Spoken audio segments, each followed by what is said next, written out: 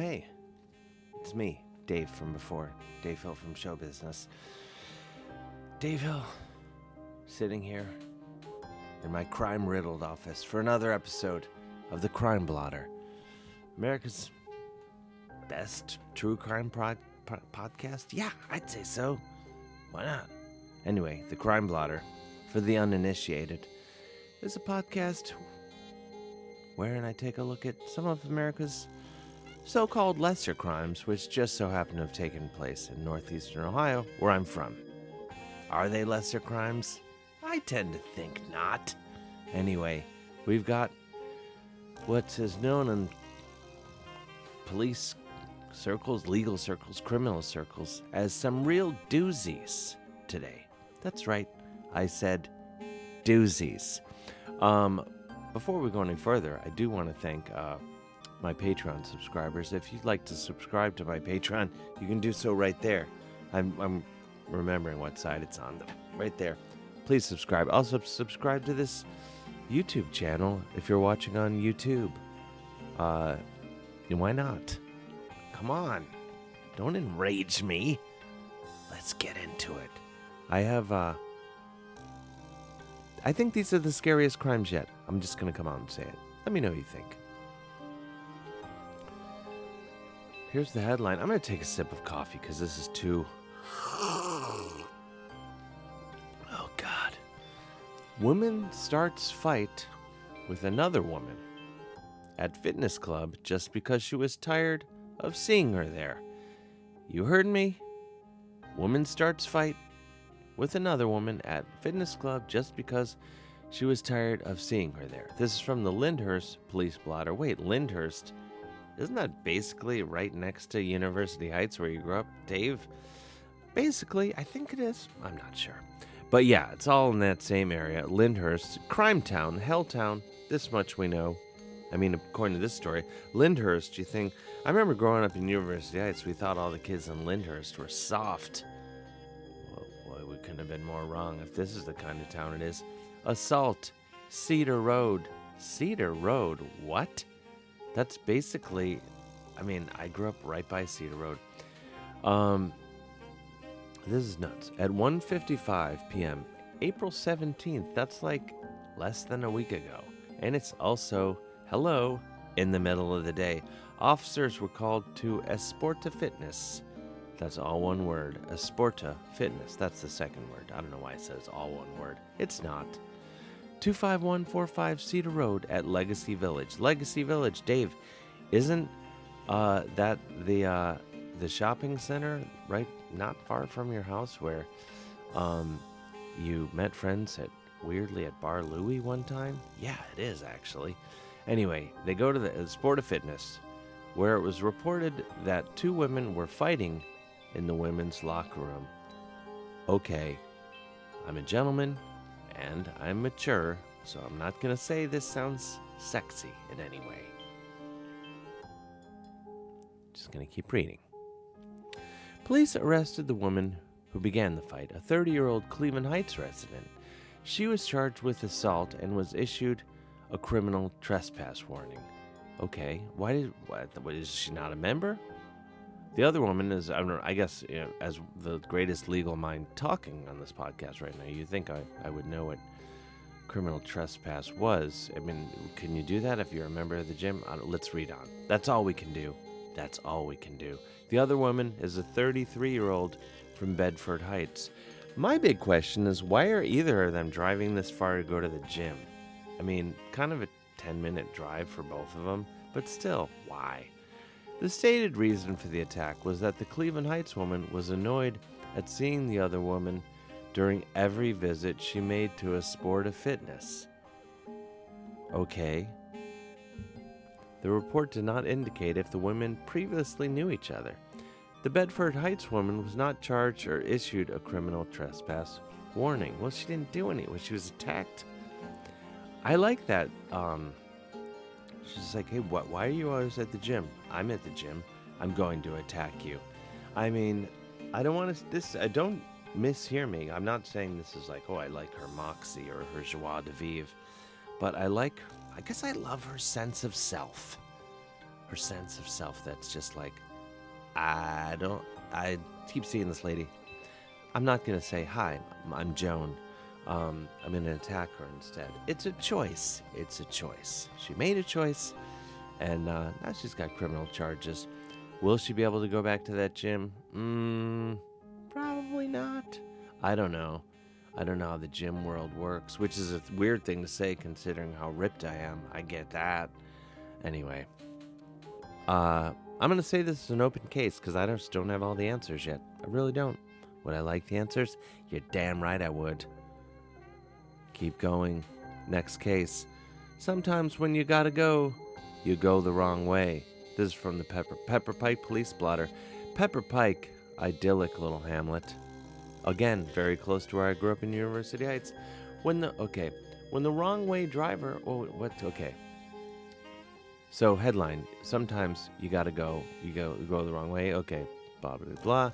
When the Wrongway driver told officers at the jail he needed to use the restroom, they said they wanted to get a drug test first, prompting him to provide a urine sample right there on the floor of the booking area. We have a champion here. Mayfield Heights officers traveling the right direction on the freeway were credited with getting him to pull over in time before anyone got hurt or killed. This is... Okay, I apologize. I was reading the caption of the photo, which was, I'm just going to say it, I think poorly written. The police are coming. I love when the police are just happen to be driving around with the siren in the background. And I get a free sound effect on my show. I don't know if you can hear that. Wrongway driver, impaired driver, open container, driving under suspicion, Interstate 271. Again, right by my house where I grew up. An Akron man, 25, refused a breath test after his arrest at 4 a.m. April 13th. April 13th. Wait, isn't that just 10 days ago? Isn't that just a few days before the thing with the fight at the gym? Yeah. Arrested April 13th after heading south in the northbound express lanes of the freeway. That's a no-no. That's a no-no. Mayfield Heights police had noticed him while they were traveling in the southbound lanes and managed to get him to pull over before anyone got hurt. Well, thank you for that, Mayfield Heights police. Observing signs of impairment and an open container of alcohol in his car. Shame on you, guy. Pepper Pike, these are real tongue twisters. Pepper Pike police took the man to the Beechwood jail. I don't know if Pepper Pike has a jail. If they do, it's a nice one because it's a really nice town. Took the man to the Beechwood jail where he told officers he wanted to use the restroom. When police said they wanted him to take a drug test first, he responded that he would urinate right there, which happened to be on the floor of the booking area. In addition to driving under suspension, in Pepper Pike, he faced additional charges in Beechwood as a result of the mop-up. You heard me, the mop-up. I like the liberties taken by these reporters. I know I said I don't like to, I hinted anyway, I don't like to compliment people on their criminal instincts. But I do admire this guy's moxie and his joie de vivre. Don't drive the wrong way on the highway. That's a negative. That's bad. Peeing on the floor of a police station. Can't stay mad at you. Oh golly, let's keep moving. Woman calls church to remove a spiritual attachment, a quote-unquote spiritual attachment, I should say. This is from the Olmsted Falls police blotter. And believe me, Olmsted Falls, adorable, don't get me wrong. Is it the kind of town where a woman might call a church to remove a spiritual attachment? Yeah, I think it is, actually. If I were going to remove a spiritual attachment, I'd Google churches, Olmsted Falls. Suspicious circumstance, I'll say Fernwood Drive. Nothing goes wrong on Fernwood Drive, or does it? On April 14th, yes, that's the day after the guy peed on the floor at the Beechwood Police Department. Why not?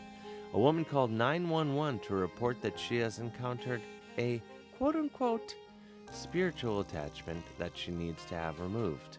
Okay. She did not want to speak to officers or be looked at by EMS. Kind of think she should have. She said she was waiting on a call from the church to assist her. I think I speak for everyone here when I say cuckoo. No, I shouldn't say that. I get it, though. Sometimes my former downstairs neighbor who moved out, she complained to the landlord saying there was ghosts in her apartment. And she complained like there were mice or rats in her apartment. And my landlord had to do something about it immediately. My landlord was like, I'm not, that's on you, which I think was the right way to handle it. Spiritual attachment, that's so vague. It sounds like she was like possessed but didn't want to say it because like maybe the devil would like know what she was saying, and she'd be like, oh my god, I don't want the devil to know, you know. And she's like, spiritual attachment, I think, you know what I mean, I'm possessed, don't tell Satan. Could have been a thing like that, I don't know. It's fun to imagine. We have I'm really rolling through these cases today. It's a quick little episode. It's always rude to point, especially things at neighbors. This is from the Orange Police Blotter. Orange is the town, you might remember, the yoga studio where all sorts of crimes take place basically all the time, as best we can tell. Oh boy. Orange Police Blotter. Okay, let's see what's going on there, pals. Orange. This is the thing. Okay, I'm just going to get right into it. Follow-up investigation, Silver Lake Drive. Wait, so there was an original investigation? Why didn't you tell us about that? Come on. Police responded to a home on the evening of, what, April 14th? Wait, isn't that the same day as the spiritual attachment in Olmsted Falls? Yeah, isn't it the day after the guy peed on the police station floor in Beechwood? Yeah, is it like, I don't know, I just blacked out for a second. I'm just gonna be honest, I just blacked out. Police responded to a home on the evening of April 14th for a follow-up complaint where a resident reported that 9 days earlier, the next-door neighbor contacted him about suspicious activity at the house directly across the street from them. Okay, I'm listening, let's continue. The neighbor told him back on the afternoon of April 5th, that's 9 days earlier, that the woman across the street had been standing in her front doorway pointing something that looked like an airsoft gun or toy weapon toward his car. This was at the same time his son, 12, was outside playing in the yard, police noted. Police spoke with the witness, who explained in depth that he thought it was a rifle due to the butt of the object being tucked into her shoulder. Okay, mister. He added that she had one hand forward on the object as she was aiming it at the car. The neighbor said it looked too short to be a broomstick or mopstick and too long to be a pistol. I like how he's just jumping to conclusions. The entire incident lasted 5 seconds. What? At which point the woman across the street noticed the neighbor watching her as she stood in the threshold of her open front doorway, which is when she shut the door. Oh my God. Doorbell camera footage showed the neighbor stepping outside of his house as he witnessed something, but the home across the street fell outside the security camera's range. Oh, doesn't it always?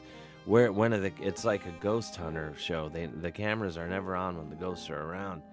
Or is it? I don't know why I even said that. Sorry. Who's honking outside? I'm enraged. Police obtained statements from the reporting parties, as well as a screenshot of a text sent at the time. It did not appear the woman across the street was immediately available for questioning as the investigation continued. Oh my gosh, if there were ever an open case in the history of my incredible police, legal, criminal, justice, whatever the hell work, it's this one. So many questions. Why not go to the lady's house and be like, were you pointing a gun at the kid? Were you pointing a gun at the guy's car? Answer yes, no. Pretty simple question. Hey, do I smell brownies? I don't know. They might. Do you hear the police again outside? It's so crazy. Anyway, as I said, these are doozies. These are doozies today. I'm getting free sound effects in the background. This is delightful. Couldn't be more grateful. So there it is. Another episode of The Crime Blotter, America's best true crime show, I think. I'm just going to say it. Thanks again to my Patreon supporters who get this show early. And thanks to anyone listening or watching. And tell your friends. It's the best, isn't it? Isn't it? And if you want to support me on Patreon, which I desperately need you to, because I got to buy my doggy dog treats, go right over here, patreon.com/Mr. Dave Hill. I would love it. I'd be so grateful. Also, as long as I've got you. My debut comic book series, Dark Regards, first issue's out May 14th, which is pretty cool. Oni Press is putting it out. It's amazing. You're gonna love it. So go pre-order it now from your favorite comic book shop. Yes, you have a favorite comic book shop. Don't act like you don't, you idiot. I'm just kidding, calling you an idiot. You're gorgeous.